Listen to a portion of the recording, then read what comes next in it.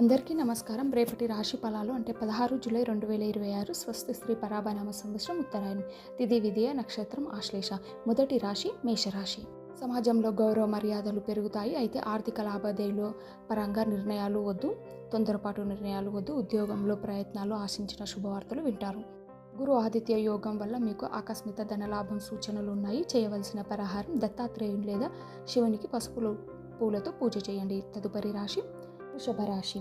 ఆరోగ్యం నిలకడగా ఉంటుంది. వ్యాపారస్తులకు నూతన పెట్టుబడులకు పెట్టడానికి అనుకూలమైన రోజు.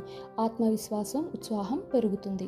కార్యాలయాల్లో ఉన్నతికి మరియు కొత్త బాధ్యతలు స్వీకరించడానికి ఈ రోజు గ్రహబలం ఉంది. చేయవలసిన పరిహారం లక్ష్మీదేవి అష్టోత్తరం చదవండి లేదా గుడిలో నెయ్యి దీపం వెలిగించండి. తదుపరి రాశి మిథున రాశి. మిథున రాశి. ఆకస్మిక ధనలాభ మార్గాలు తెరుచుకుంటాయి. కాకపోతే ఖర్చులు పెరిగే అవకాశం ఉంది.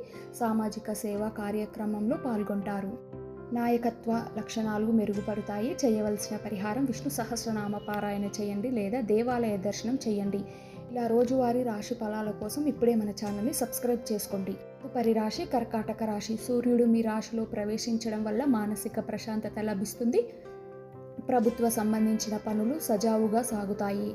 కుటుంబంలో ఆనంద వాతావరణం కలుగుతుంది. గురు ఆదిత్య యోగం నేరుగా మీ రాశిలో ఏర్పడడం వల్ల సమాజంలో గౌరవం పెరుగుతుంది. చేయవలసిన సూర్య భగవానునికి అర్ఘ్యం ఇవ్వండి లేదా ఓం సూర్యాయ నమః అని స్మరించుకోండి. తదుపరి రాశి సింహరాశి.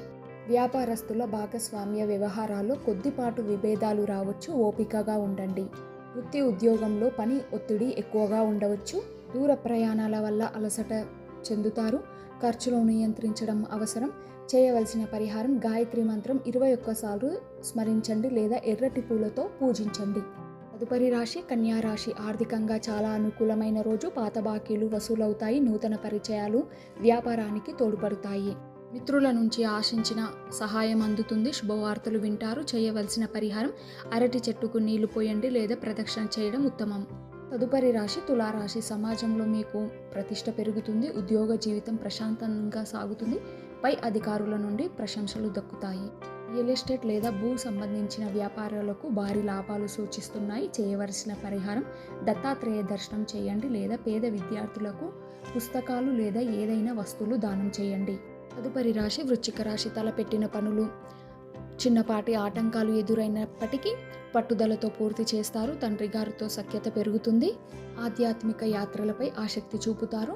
భాగ్యస్థానంలో గ్రహాలు కదలిక వల్ల విదేశీ ప్రయాణాలు చేసేవారికి కలిసి వస్తుంది. చేయవలసిన పరిహారం హనుమాన్ చాలీస. తదుపరి రాశి ధనస్సు రాశి. ఆరోగ్య విషయంలో జాగ్రత్త అవసరం. ముఖ్యంగా ఆహార నియమాలను పాటించండి. అనవసరమైన వివాదాలకు దూరంగా ఉండండి. వాహనాలు నడిపేటప్పుడు ఏకాగ్రతతో నడపండి. ఈరోజు ఎవరికి ఎక్కువ మొత్తంగా అప్పు ఇవ్వకండి. చేయవలసిన పరిహారం శివాభిషేకం లేదా మృత్యుంజయ మంత్రాన్ని చదవండి. తదుపరి రాశి మకర రాశి.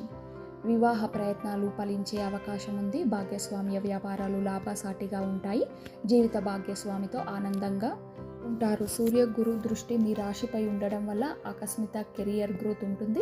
చేయవలసిన పరిహారం లక్ష్మీ నరసింహస్వామి లేదా వెంకటేశ్వర స్వామి దర్శనం చేసుకోండి.